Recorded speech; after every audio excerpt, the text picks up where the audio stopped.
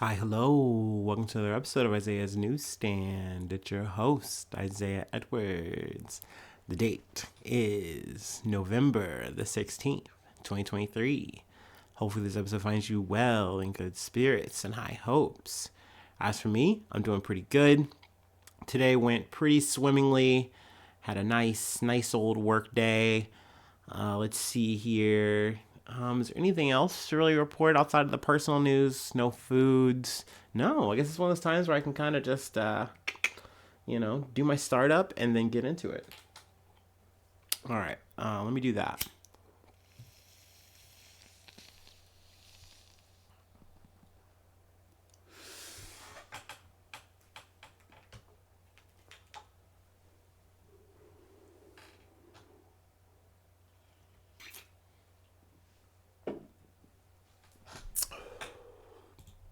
Alrighty. First up comes from the Associated Press. Heavily armed Haitian gang surrounds hospital in capital and traps people inside. A heavily armed gang surrounded a hospital in Haiti on Wednesday, trapping women, children, and newborns inside until police rescued them, according to the director of the medical center, who pleaded for help via social media. The Fontaine Hospital Center in the capital of Port-au-Prince is considered an oasis and a lifeline in a community overrun by gangs that have unleashed increasingly violent attacks against each other and residents. People who live in the capital's sprawling city site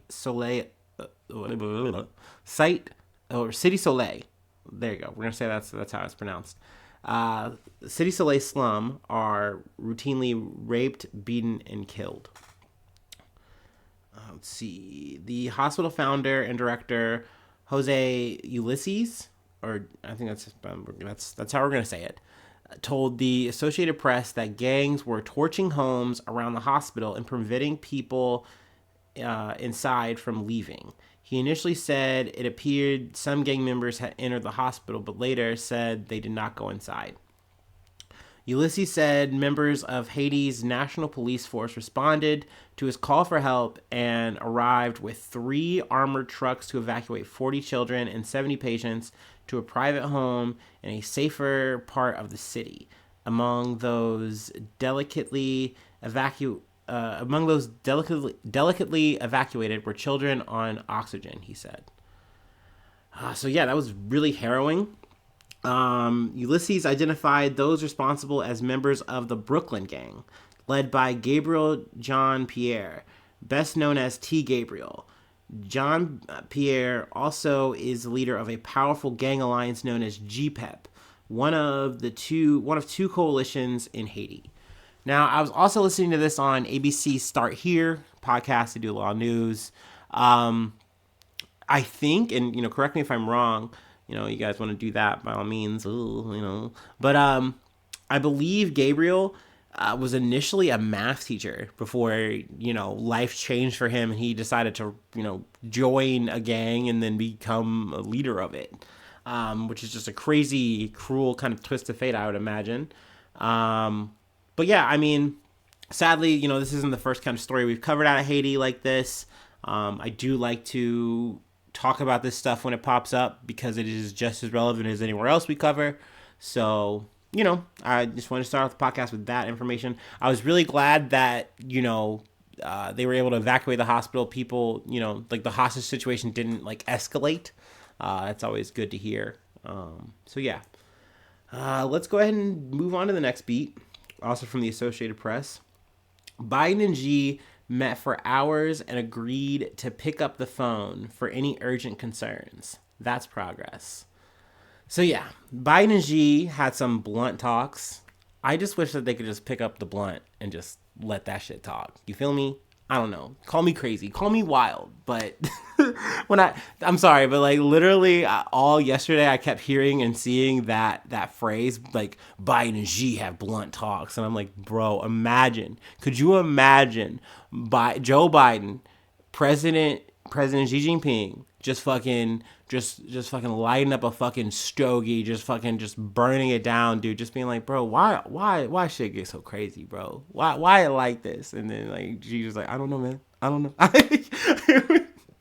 that would, that would really make, that would like, I would change my life to be an aide in that room just for that. I would work, I would change everything. So if God came to me in a fucking vision and told me, Isaiah, if you just put in your 2 weeks today and you work real hard, you go to Washington, D.C., one day you will be in that room where the president of the United States and the president of China, they're fucking just lighting up and just burning one down. And you're going to be a part of that. You're going to see that. You're going to catch a contact high. I would do it in a heartbeat. Okay, I'm sorry. I'm sorry. U.S. President Joe Biden and China's Xi Jinping emerged Wednesday from their first face-to-face meeting in a year, vowing to stabilize their fraught relationship and showcasing modest agreements to combat illegal fentanyl and reestablish military communications. But there will be steep differences on economic competition and global security threats. Let me see here. Also, something that was super cool and important to me. Apparently, they talked about the pandas. Another positive sign. Xi signaled later Wednesday that China would send the U.S. new pandas just a week after 3 from the Smithsonian National Zoo were returned to China, much to the dismay of Americans. There are only 4 left in the United States at the Atlanta Zoo, and their loan agreement expires next year. Now, I'm sorry for 2 things. One, I didn't talk about it, okay? I kept this pain to myself. I hid this from you. I hid this from all of you. I'm sorry. But yes, they're taking the pandas away from us. They have panda diplomacy, and they are wielding it with an iron fist. They are taking them away. But apparently after this talk, she's like, oh, wait, no worries. You know what? We're going to work things out. Things are going to be better, and we're going to make sure you get some pandas in the future. Don't worry. And I'm sorry. If there's anything else that we need to fight for is for America to make sure we get our goddamn pandas. These kids need to see these pandas, okay? I'm sorry. Pandas are so fucking cute. They're so adorable. Like one of the cutest bears. Come on. You can't really debate that. I'm sorry. So keep diplomacy alive, if not for that. But let's see. I will say, I think another big takeaway. Well, I mean, there's several kind of takeaways you can talk about. Taiwan was a big fucking talking point, because yes, we are giving them ammunition. Yes, we are supporting them. Yes, we want to make sure that we really prop them up and make sure that they're independent so that we can get their fucking computer chips, because we really fucking need computer chips in America. Probably among other fucking things. I think we just also want Toho's in any kind of, international place we can get it. But yeah, we also want to say that we are we believe and back the one China policy. So Taiwan is a big talking point for China. It's a big contingent point for us. So that was a big talking point at this whole, and this is a side conference. It took place in San Francisco in some little swanky building. I know I should have that at the ready, but I don't. I'm spacing. Sorry about it. Let's see. They're meeting on the sidelines of the annual Asia Pacific Economic Cooperation Conference. So yeah, they were having this little bit of a side thing. They were eating. Apparently it was ravioli, chicken, broccolini. They had some kind of praline thing. I don't know. I'm sorry. If we're bringing over someone a top diplomat, a president, this is a big fucking deal. What? And we're feeding them broccolini? Broccolini? I don't know. Sound off if I'm wrong about that. Maybe broccolini is fire. Maybe chicken and ravioli is fire if you just put enough craftsmanship into that. But I don't know. I would be disappointed if I took an international fucking flight and I sat down to eat that kind of meal. I'd be like, well, apparently, yeah, you guys still don't fuck with me. Okay, fine. But no, it seemed like they had a really good conversation for the most part. Biden couldn't help himself but say the dictator thing. He still had to just add that, yeah, he's a dictator. In a sense, so essentially he's kind of played it down a little bit. I feel like he holds his stance so that he doesn't get cooked by Fox News. Like, so he doesn't, like, give him too flowery of a fucking recommendation, or, like, he's like, oh, he's sucking Xi Jinping off by, like, not calling it out.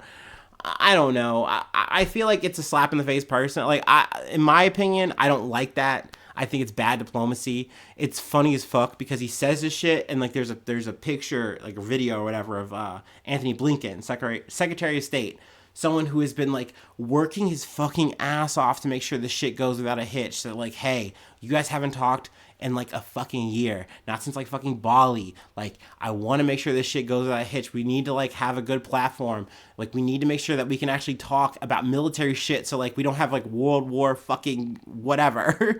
You know what I mean? So, which is World War III. I didn't forget. Fuck you. But anyway, you see his face just drop when Biden just drops the dictator line. Like, fucking hell, dude. It all went down the drain.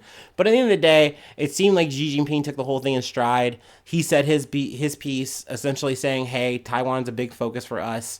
Also to understand that, like, there shouldn't be a relationship that is unbalanced where one is trying to remodel the other. That doesn't make sense. It doesn't work. Also, that you shouldn't underestimate China. Just point blank, period. Like, if you're betting against us, you're gonna wind up wanting, and I think that's a valid fucking rebuff and thing to say. But overall, this is kind of a nothing burger in some ways. I don't know how much is gonna get done on the whole fentanyl fucking shit.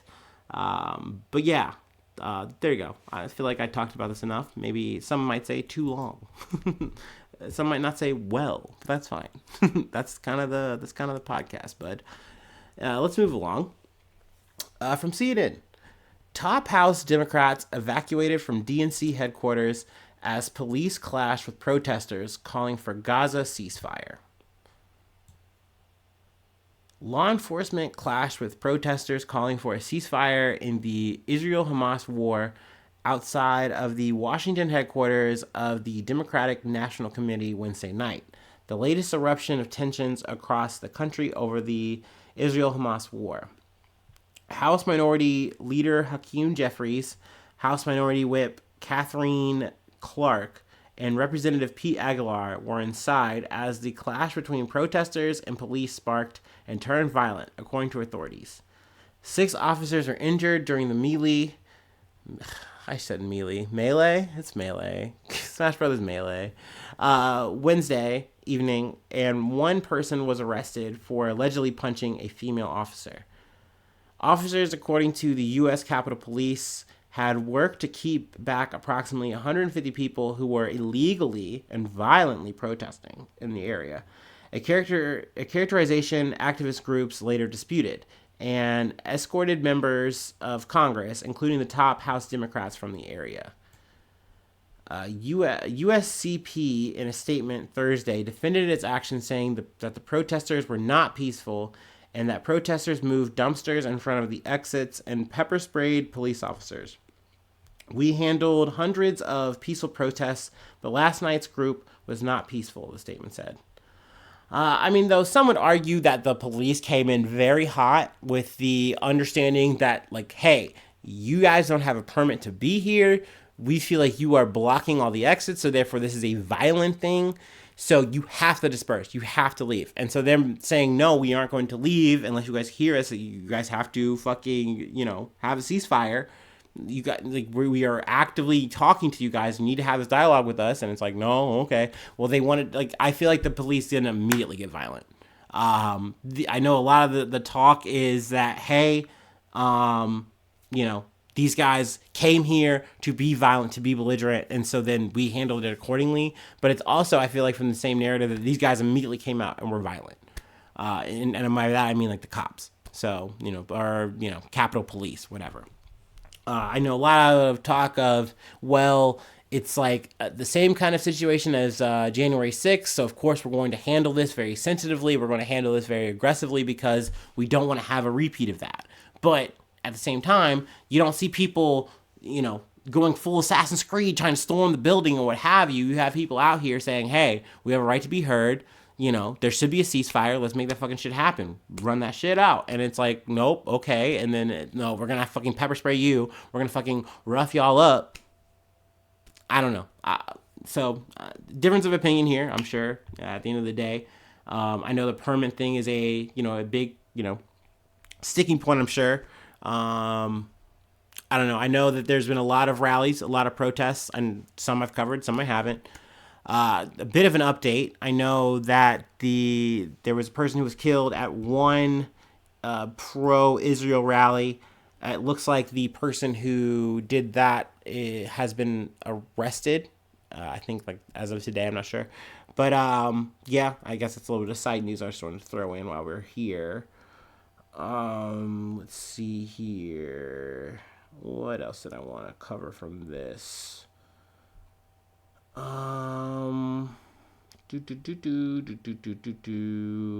I think yeah, we're good. We'll say that's it. All right. You know me. We have one more thing to cover, and then we'll call it a day. Feel like I need to like get some food. Getting a little lightheaded or something. But let me take my little break, and then we will wrap this shit up.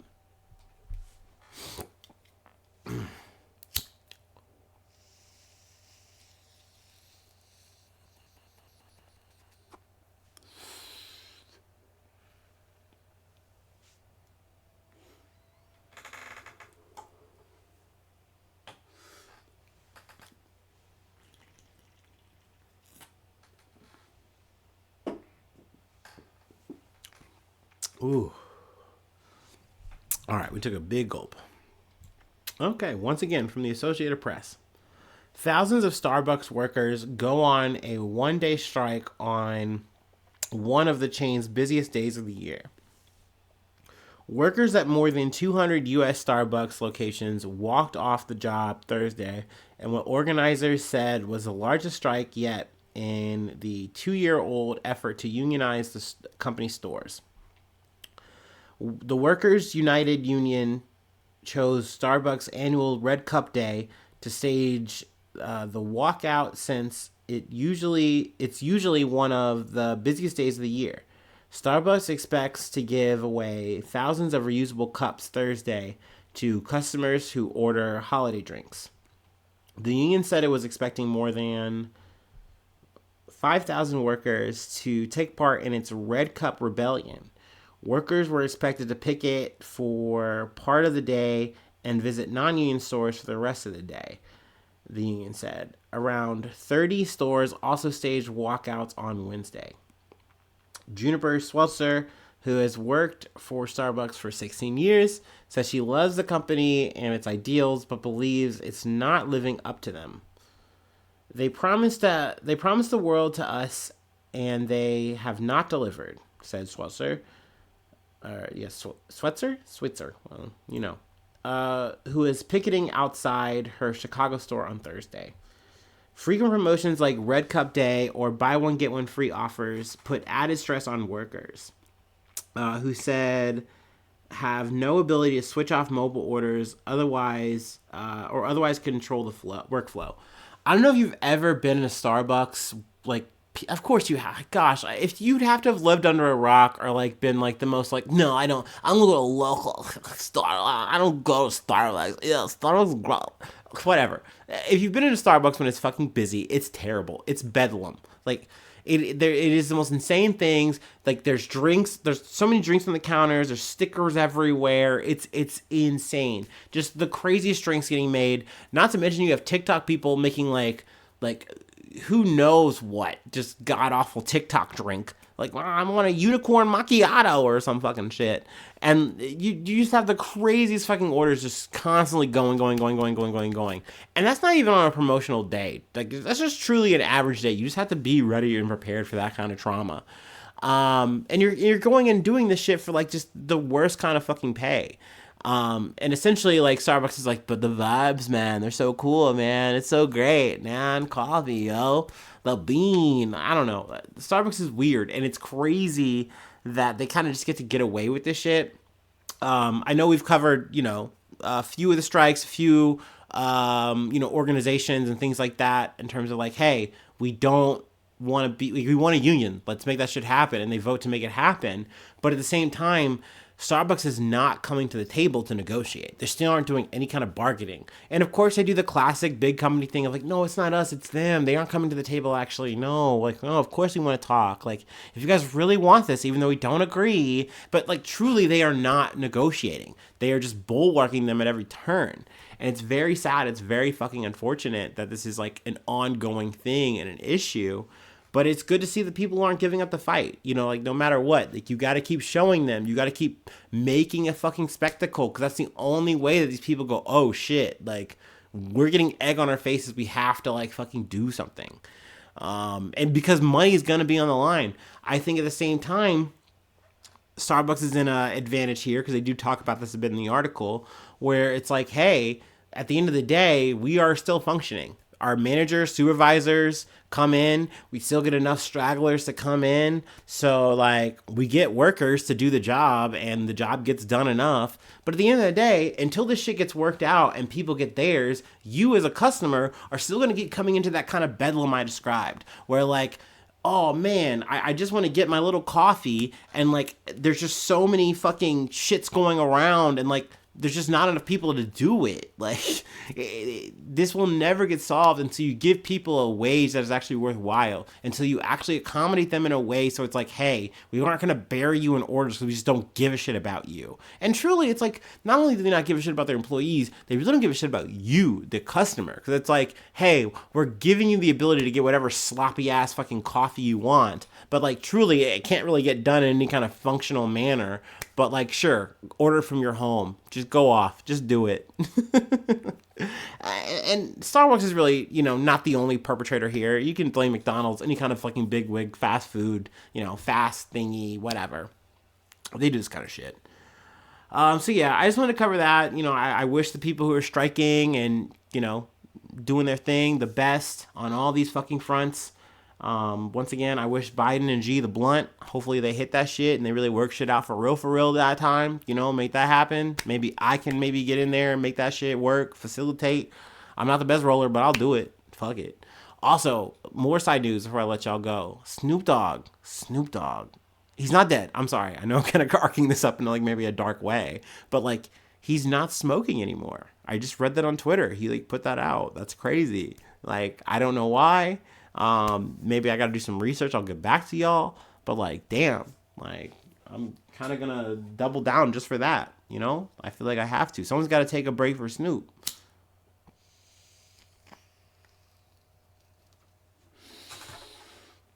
All right. That is the episode, though. If you would like to help out the effort, you can become a newsie today. Patreon.com/Isaiah News. I shout you out. Top of the month, top of the morning, top of the month though. Really, plug your name, plug your project thing you're doing. If you'd like, IsaiahNews1@gmail.com. If you want to send some feedback my way, the old fashioned style, Sleepless in Seattle way. Let's see. Hit me up on the socials, me or the podcast.